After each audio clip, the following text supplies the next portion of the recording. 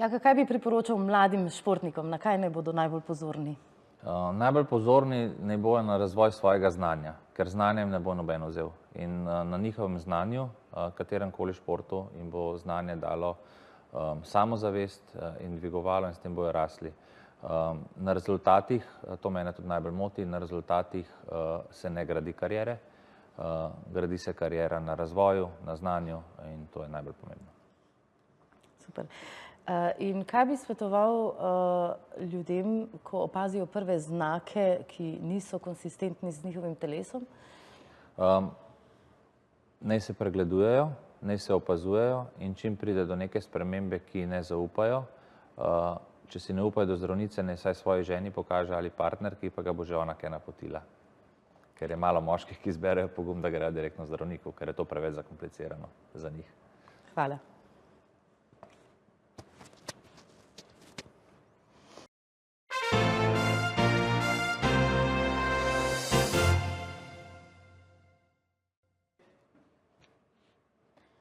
Pozdravljeni v oddaji Moja družina. Danes je z mano Jaka Jakopič, nekdanji nogometaš in soustanovitelj društva Onkoman. Jaka, pozdravljen. Pozdravljeni. Izhajaš iz zelo športne družine in si, tako lahko rečeva, športni navdušenec, ne? Bivši nogometaš, pa me zanima, zakaj nogomet, od kdaj nogomet in kdaj si začutil to strast do njega? Strast je mi bila po moje kar že položena v zibko, ker je bil moj oče poklicni nogometaš, reprezentant in je bila žoga skozi doma. Na televiziji so bili tistih 5-6 programov, ki je bilo zmeraj eden nogomet, se je to skozi gledalo in pač nehote sem to vzljubil. Potem je oče, ko je že zaključoval kariero, igral v Avstriji in da ni zaspal na poti nazaj, ko se je vozil na treninge in tekme, sem bil jaz tisto blebetalo ob njemu in se tako navdušil seveda. Krajšal si čez žogo in ja, lahko rečem že kar od enega 5-6 leta sem pač vedel, da bom, mislim, da sem celo v prvem razredu osnovne šole napisal, ko bom velik, bom dopoldne pravnik, popoldne pa nogometaš kot moj oče. Super, to se pravi, oče je bil dejansko vzglednik, ne? Kako se je pa to poznalo pol pri odraščanju? Vemo, da mladi fantje, pa puberteta, pa družba, je kdaj te zamikalo, da bi ne bil nogometaš? Nikoli in nikdar, ne, nikoli in nikdar in sem bil prav hvaležen temu, ker sem vse posvetil temu, nikoli pil, nikoli kadil, se bom zlagal, da nisem ponočeval, ampak sem trezen ponočeval, zelo malo seveda, pač tisti puberteti moraš tudi to izkusiti, pa me ni kaj prav dosti zamikalo, spoznal pa sem večinoma kakšni koncerti pa tako, ki so bili še takrat po Ljubljani med popularni, drugače pa se zavedal, da mi pijača škodi, da s popivanjem izgubim 2 dni treninga in sem vedel, da to je vržen stran vložek vase in v mojo kariero in zavestno pač se odrekel tem substancam in razvadam. Super. To se pravi, bi lahko rekla, torej šport, nogomet je postal del tvojega življenja, ne? Tako kot si rekel, zibelko položen. Kaj pa pravnik, dopoldne ne? Pri pravu me je pa ustavila bolezen in takrat sem pač se odločil, da ne bom nadaljeval s pravom in se odločil za eno stvar in to je bila nogomet in sem še danes hvaležen, da sem se tako odločil. Ja, vem, da je razcvet tvoje kariere, je prišel na reprezentance, je bila celo dovolj visoko in tebe takrat doletela bolezen, dobil si raka. Lahko malo poveš, kako je to vplivalo na te, v bistvu, kaj se tebi dogajalo v tem trenutku, ko si izvedel za diagnozo in potem se mi zdi, da se nekako znajo vse podrti v enem trenutku, ko zveš tako, tvoje doživljanje. Zelo zanimivo. Pač ti zmeraj v življenju razmišljaš, imaš nek cilj, Pač cilj je bil vedno igrati za slovensko reprezentanco, igrati v prvi slovenski ligi. Te cilji so se mi začeli uresničevati. Z 19 leti sem igral prvo slovensko nogometno ligo, pri 18 podpisal prvo profesionalno pogodbo, z lahkoto maturiral, se pravi, končal srednjo šolo, se vpisal na fakulteto. Skratka, je bil pa vse, pa celo življenje podrejeno nogometu, tudi ko sem spoznal svojo punco takrat, zdajšnjo ženo, je že v štartu vedela, da vikendov ni, da ponočevanja ni pri meni in je to sprejela. in je sprejela tudi ta način življenja športnika, ki je zelo monoton pa zelo dolgočasen, na avto misli, da je to, ki je pač res nek red in neka disciplina, ki jo moraš imeti tudi na potovanjih, ko greš na počitnicah, ni nobenega časa za kakšen resen počitek.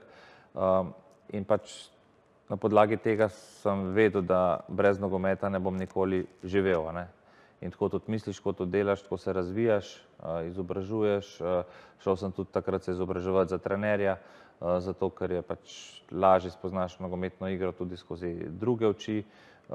Malo me je mikalo tudi delo z otroki v prihodnosti in potem pride v bistvu sredi nekega trenažnega procesa, sredi prvenstva bolezen z simptomi, ki si jih prej kot moški otepal z enostavnimi razlagami, češ potenje, prekomerno potenje po noči, je punca preveč zakurila spalnico, srbenje kože je bilo, ne vem, da je ekonom preveč drugačnih praškov uporabljal, itak je pol garderobe srbelo, zato ker si pač v garderobi ti perejo v klubu, dobiš opremo enotno in je pač vsak malo bolj občutljiv na te stvari in sem tudi to dal na stran.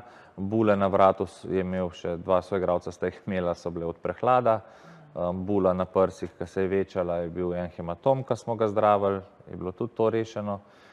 Motilo me je pa samo maslo v ušesih med samimi treningi in so rekli, mislim, pritisk v ušesih, so rekli, to ima zihar maslo v ušesih in v bistvu sem šel z zdravniku, zato ker me je toliko motilo, sem šel odstraniti to maslo iz ušes, potem se je izkazalo, da so v bistvu tumori mi že zaprli malo sluhovode in da je bilo to že kar daleč razvito in sem takrat prvič spoznal sploh besedo Onkološki inštitut in se potem v bistvu mislim, da sem bil v ponedeljek, sem bil na punkciji, v torek so me klicali, da moram jutri priti, se pravi v sredo na pregled oziroma na posvet in sem rekel, če lahko v četrtek, ker imam v sredo tekmo, pa so rekli, ne kar pridite, pozabite zdaj na tekmo in v bistvu dejansko sem na dan tekme izvedel, da imam raka, pri 24 letih in za svoj 24. rojstni dan dobil prvo kemoterapijo. Zelo zanimivo, zelo mlad, se tudi vidimo, slišimo, doživljamo tako v družbi, da kar dosti mladih se sooča z rakavimi obolenji. Kaj bi ti rekel, kako zveš to diagnozo?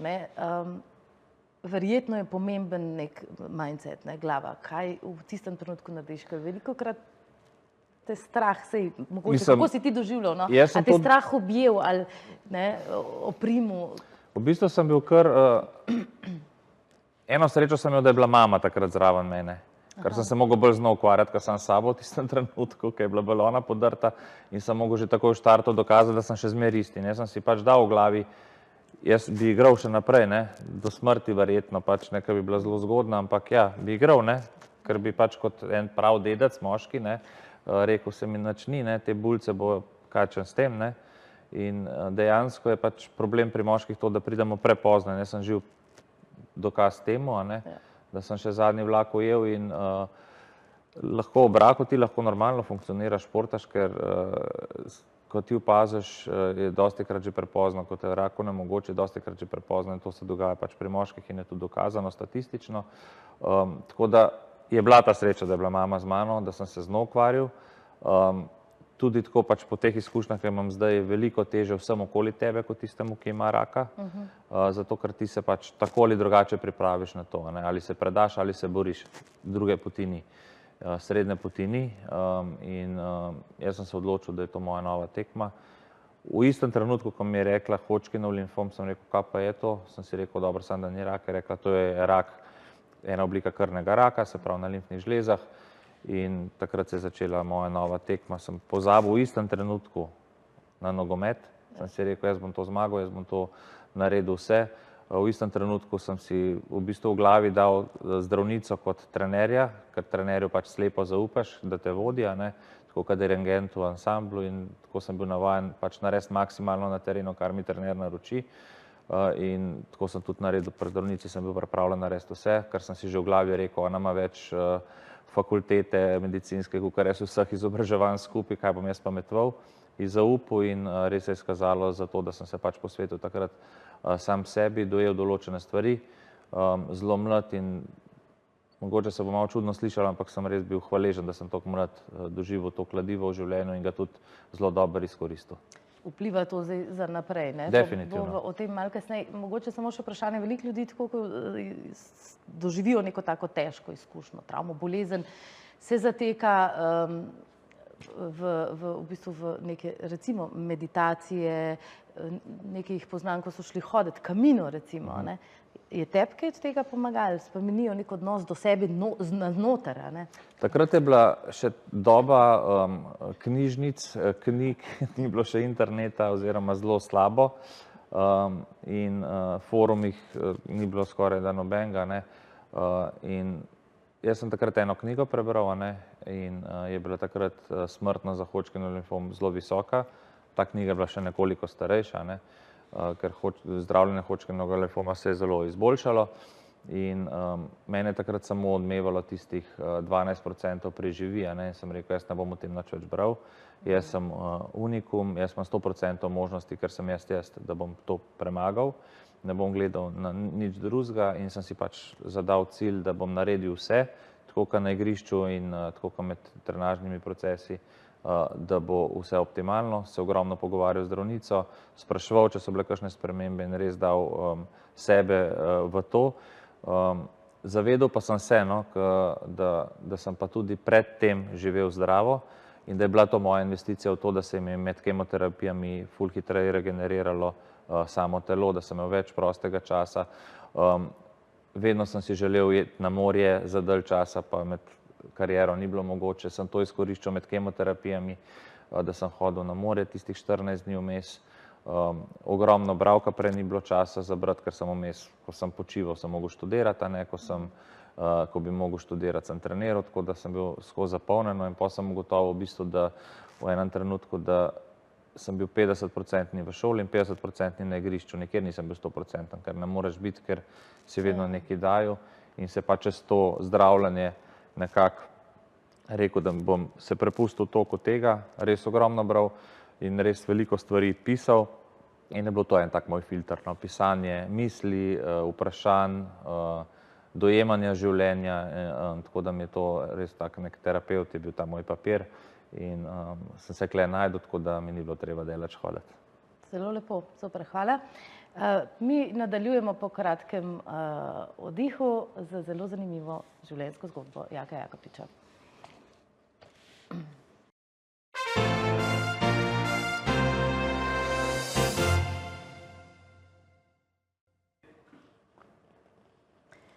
S Jakom se pogovarjava o njegovi izjemno zanimivi in težki življenjski izkušnji. Kot zelo mlad prebolel raka. Si pa tudi edini športnik, profesionalni športnik, ki si se po bolezni vrnil v šport. Profesionalni šport, ja. Tako, profesionalni šport, tako, ja. Kako je to vplivalo? Si imel skozi ta cilj? Ne, nisem imel nikoli cilja tega. Moj cilj je bil samo, da bom ozdravel in potem se bom prepustil pač toku. Je res, da takrat, ko sem zbolel, to moram poudariti, vsakič to poudarim, takrat, ko sem zbolel, mi je mesec kasneje potekla pogodba z nogometnim klubom Domžale, ker v klubu niso vedeli, kako bi mi pomagali, so mi podaljšali pogodbo še za 1 leto in tako pač mi omogočali nek finančni mir, a ne. Po eni strani, po drugi strani pa so rekli, da bi bili zelo veseli, da bi prišel na kakšen trening zraven, jih samo spodbujati in tako. In sem se, ko sem le lahko, priključil fantom na kakšni tekmi, jih spodbujal s tribun, bil zraven v garderobi z njimi, kar mi je dalo dodaten motiv, dodatno željo. Tam je bilo kar nekaj reprezentantov kasnejših, s katerimi smo še danes prijatelji, katerim sem mogoče tudi pustil kakšen pečat, drugačen pogled na življenje, da so se tudi oni malo drugače razvili, ker sem res začel drugače razmišljati, drugače gledati na stvari, bil manj obremenjen, bolj direkten, ne vem, pa iskren sam do sebe, nisem se obremenjeval, kaj bo kdo mislil o tem, kar govorim. In mi je bilo veliko lažje, tudi meni. Nisem pa nikoli razmišljal, da se bom vrnil v nogomet, ne. Meni je bil cilj, da bom ozdravel. No in potem pač po teh pregledih, ki sem jih imel, je rekla, da sem zdrav, da je vse v redu. Po končanih jaz sem imel 15 kemoterapij in 32 obsevanj. To je slabo leto je to trajalo in potem pač te pregledi na vsak mesec in po 3 pregledih je rekla, da kaže, da je vse v redu. In sem rekel, kako pa zdaj lahko za naprej, a ne. Z nogometom, športom je rekla, da lahko delam normalno, naj počasi začnem in sem se začel počasi rehabilitirati. In v rehabilitaciji v zdravilišču v Strunjanu sem se spet zaljubil v to švicanje, v delo, v garanje, zato ker sem med samim zdravljenjem izgubil 9 kg mišične mase. Atrofirale so mi vse mišice in sem se postavil res nazaj kot nek starostnik po kakšni operaciji hudi, tako da, ampak sem spet začel čutiti mišice, voljo do športa, do življenja in tule pač prišel po tem zdravljenju do zdravnice in vprašal, bi jaz lahko začel športom, je rekla lahko, počasi, in sem se priključil v trenažni proces v moj matični klub, ki je takrat igral v 3. ligi, in v 2 letih smo prišli v prvo slovensko nogometno ligo, na kar sem zelo ponosen. Potem je pač prevzel vajeti Interblok, odkupil ta klub, sem bil še pol leta tam del in se potem preselil na Japonsko, kjer sem igral naprej profesionalni nogomet, tako da sem res ustvaril en cilj, ki si ga nisem nikoli zamislil, da bo tako uspešen in tako dober, in sem še danes hvaležen, da sem se odločil za nogomet, ker mi je dal res ogromno širino, ogromno prijateljev, ogromno razmišljanja o timu, o spodbujanju, o društvu in ja, mi je bolezen, lahko rečem, danes veliko več dala kot odvzela. Super. Omenil si prijatelje, ne? Je bilo tudi eno vprašanje, vmes se mi je porodilo, ti jih je bolezen prinesla več ali odnesla več, pač družba, prijatelji? Ja, tule pri prijateljih je pa to, da sem imel pa spet eno srečo, ker sem bil obdan s prijatelji, ki smo isto razmišljali, ki smo isto živeli isti slog in smo še danes prijatelji. Sprejeli so me tazga, ki sem. Seveda sem mogel prvi koraki, ki sem jim sporočil novico, se malo narediti normalnega, ne, oziroma ker pač fizično nisem več bil, a ne, brez obrvi, brez las, brez dlak. No in jaz sem si tudi takrat to prednost naredil med zdravljenjem, a ne, ker se mi ni bilo treba briti, ne, je bila to prednostna izguba, pač pri ženskah vem, da je to bistveno drugače, ne, izguba las in vsega tega, ampak jaz sem si tudi dal, če mi bojo lasje izpadle, pomeni, da tam oblika moje kemoterapije deluje, ker pač pri tej kemoterapiji izpadajo lasje in je bila to tudi ena zmaga, ko sem izgubil lasje, ne poraz, ne. Sem si res, mogoče res drugače gledal na to bolezen in na samo zdravljenje, tako da pri prijateljih je bilo pa tako, da zdaj imamo še vedno tradicijo, da takrat sem prvič zaužil alkohol, ko so nekje prebrali v eni knjigi, da če bi pil žgano pijačo, bi začutil vse tumorje, in zdaj imamo ta vsako leto obletnico pregled, zato da imajo oni izgovor, da popijo še kakšno pijačo več od mene. Jaz pa moram tisto kratko pijačo spiti in jo z veseljem za zdravje spijem, tako da smo ostali iskreni. Dostikrat mi je bilo všeč, ker so se pač iz mene izkoristili v njihovo dobro. Naprimer, dostikrat, ko so šli oni ven popivati, pa to, so me poklicali drug dan, Jaka, če mami vpraša, sem bil pri tebi, sem bil s tabo zunaj, zato ker potem nobena mama ni bila huda. Ja, kje pa si bil? Ja, z Jakatom sem bil zunaj, ja, potem je pa v redu. Tako da dostikrat se lahko sliši, da sem dostikrat bil zunaj ponoči, pa zdaj lahko že po tolikih letih rečem, da nisem bil. In tule vidiš, da so to pravi prijatelji, no, da je bila neka iskrenost, da niso za hrbtom pa objokavali ali pa karkoli, ampak so me sprejeli tazga, ki sem, in jaz njih in še danes smo prijatelji družinski in tako da. To je lepo slišati, ne, v takih trenutkih verjetno res potrebuješ to neko podporo, a ne, vse. Mogoče vprašanje, koliko časa si pol še ostal po bolezni v profesionalnem športu? Še 10 let. Še 10 let? 10 let, pa v bistvu pol še tistih, kar sem igral pol še v teh nižjih ligah, zato da sem ostal v kondiciji, naštejem. Si še vedno malo prisoten v športu, ne? Ja, zelo sem prisoten v športu, pač delam v nogometni agenciji, skrbim za slovenske nogometaše, jih usmerjam, jih pripravljam za profesionalni šport in ja, mi je to veselje in užitek delati z njimi, da jim lahko nekaj daš, nekaj pokažeš, da jim mogoče kakšno stvar olajšaš, ampak na koncu vidiš, da je pač res vse pomembno in odvisno od individuuma, kako stvari sprejema in da je ogromno faktorjev, da uspeš, že zaradi tega, ker je to kolektivni šport, ker ni vse od tebe odvisno, ne, je tudi dosti faktorja sreče. Ampak na koncu, ko pa pogledaš, pa res vidiš, da je neka vrednost tvoje kvalitete izražena pol na koncu kot nek rezultat karijere. In to te v principu napolnjuje, ne? Da je to dodano vrednost, ki jo želiš potem dati naprej kot neko svojo dediščino. V vsem tem času je potem nastalo tudi društvo Onkoman, nekje namenjeno predvsem osveščanju o raku, o bolezni. Zakaj misliš, da ljudje misel na raka nekako odrivamo, tako kot potlačijo, pol bo pa že šel, ali tako v tem smislu, ne? To je zelo prisotno pri ljudeh, ne? Tule je zelo zanimivo. Jaz sem to že v sami bolnici videl, da pač v bolnišnici te maske padejo, ne? Si to, kar si, se hecaš iz sebe, iz zdravljenja, se pomagaš, si svetuješ, tudi samo osebje na Onkološkem inštitutu je res vrhunsko. Ampak pol, ko se pa ta vrata umaknejo, se pa moški ful bolj zaprejo, grejo v svoj ritem, medtem ko ženske pa grejo dostikrat na kamino, pa se najdejo, se spremenijo, se družijo več. Mi se radi pohecamo, ker smo na začetku fantje delovali v društvu onkoloških bolnikov Slovenije, kjer je pač bilo valjda več žensk včlanjenih in smo bili pač pod njihovim okriljem in je bilo razmišljanje bistveno drugačno.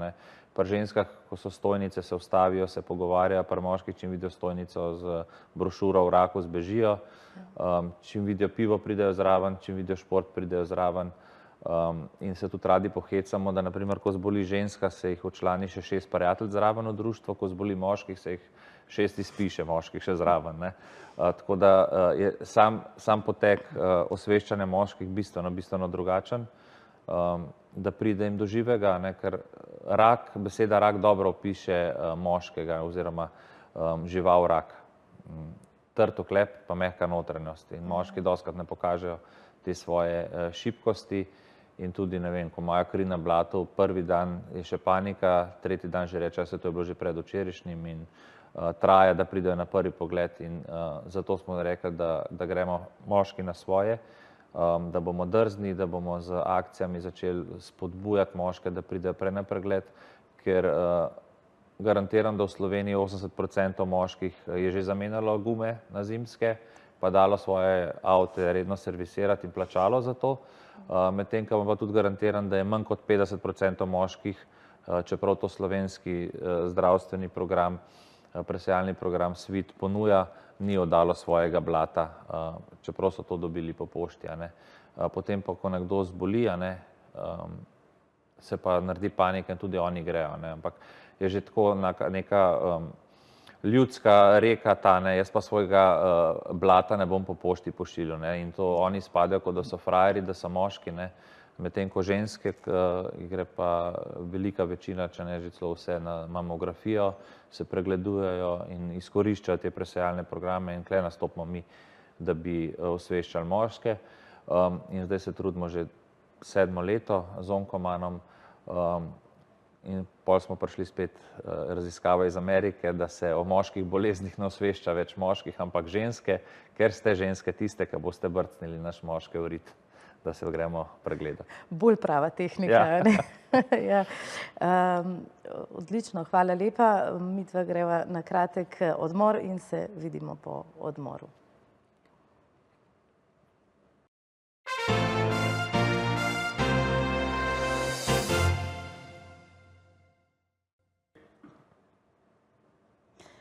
Jaka, če pogledaš sebe pred boleznijo ali pa po, kakšne spremembe so se ti zgodile v življenju, tebi kot osebnost, ali pa delovanje, pogled na določene stvari, na odnose? Našel sem en stavek, ki mi je bil ful všeč in sem ga kar ponotranjil. Prej sem živel tako, kot drugi hočejo, zdaj pa živim tako, kot jaz hočem. Tako je tako neka taka najbolj enostavna stvar. Seveda ni vedno tako, pač ob družini, v službi se moraš prilagajati, ampak delaš stvari, ki tebi pašejo, ki tebi odgovarjajo, zato si tudi izbereš tako partnerko, zato si izbereš tudi, kako boš vzgajal otroke, na kakšen način bo z njimi in če imaš družino, da se ji posvetiš.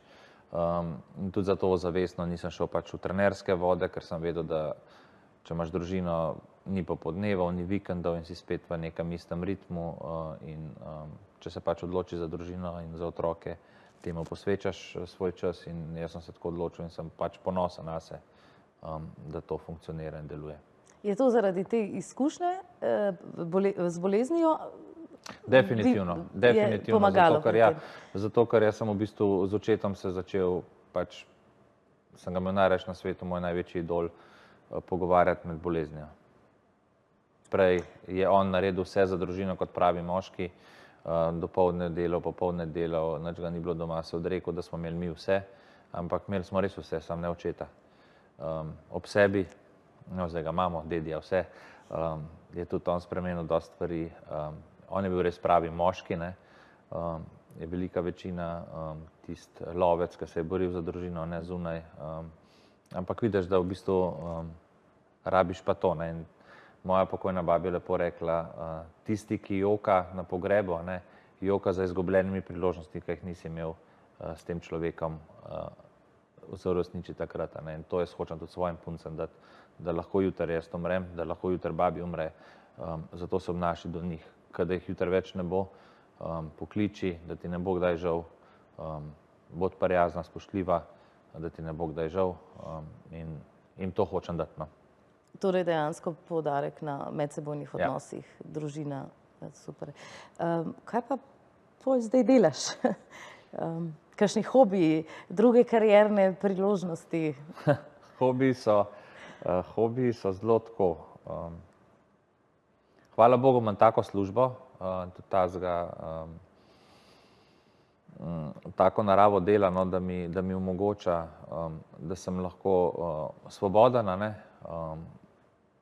V enem trenutku sem lahko, v drugem ne, no, ampak je fleksibilno, kar je po eni strani dobro, po drugi strani pa ne. Po tej strani, da imam več časa za družino, da lahko jih kam odpeljem, da si lahko marsikaj privoščimo, da lahko jih tudi peljem, ne vem, konec koncev, na fizioterapije, do frizerjev, na vse krožke, da mi čas ne omejuje službeni tega, ne. Po drugi strani mi pa to povzroča stres, to sem se naučil s tem, ko sem imel pač sicer je dedno, ampak povišan holesterol, kljub zdravemu načinu življenja. In potem mi je zdravnica lepo razložila, da stres ni to, a si ti nervozen, a boš dobil izplačano, ali boš naredil ta posel, ali ne, ampak bolj stres je nerednost. Se pravi, ne veš, da ne greš redno spat v isti uri, kar pač moj delovnik to ne omogoča, da se ne zbujaš v isti uri, ne, da se ne rekreiraš v istem času in v bistvu vedno ubijaš ta ritem bitja srca in notranjega sistema, ne. In zdaj se borim s tem, da bom našel nek tak ritem redne vabe, rednega spanja. Ne, saj pravočasno bi šel, ampak pač, ko hočeš stvari narediti, ne, ko se doma vse umiri, ne, je pol tako, kot je, ampak delam zdaj, no, to je moj prvi hobi, da si res spravim spet to mene bolj ured, moj ritem bolj ured kot vse ostalo in mislim, da mi uspeva.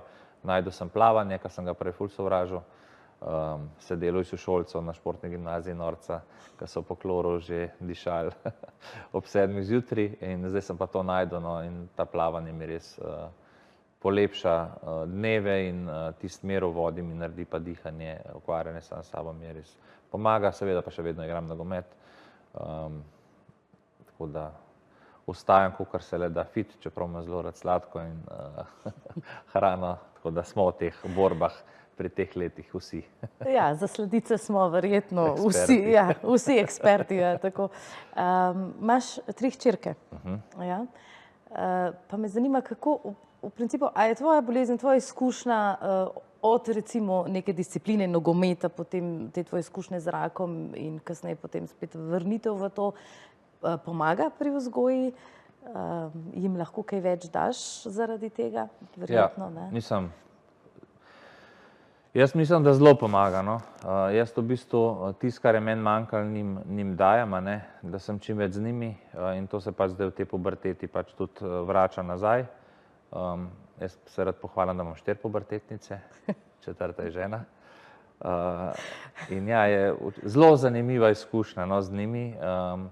Dostikrat moraš imeti selektivni sluh, tako kot pri nogometu, ker nisi mogel dostikrat slišati kaj iz tribune, si se mogel fokusirati na to, na bistvo in na dolgo moštveno taktiko, in to delam, to mi je šport dal, da znam preslišati, da znam začutiti, kdaj gre zares, kdaj je kaj v hecu, kdaj je kaj v jezi, kdaj se moraš naučiti to poslušati, plavati, pa se zavedati, da je otrok individuum, in to sta mi dokazali dvojčici, ki sta povsem drugačni, kljub istočasni vzgoji, že okus za hrano povsem drugačen, pa jih isto daješ na mizo in je treba to sprejeti. Me pa tudi žena dostikrat opozori, da so to vendarle punce, tako da moram tudi tako Malo nazaj se potegniti. Ja, seveda, punce smo drugačne od fantov, bistveno, ja.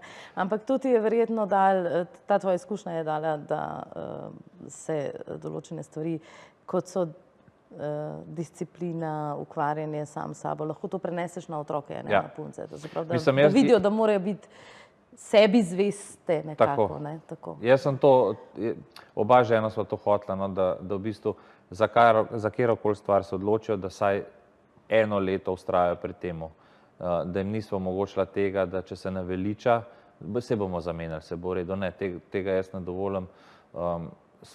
Do konca šolskega leta so mogle trenirati, so mogle delati tisti šport, za katerega so se odločili, ali inštrument ali karkoli.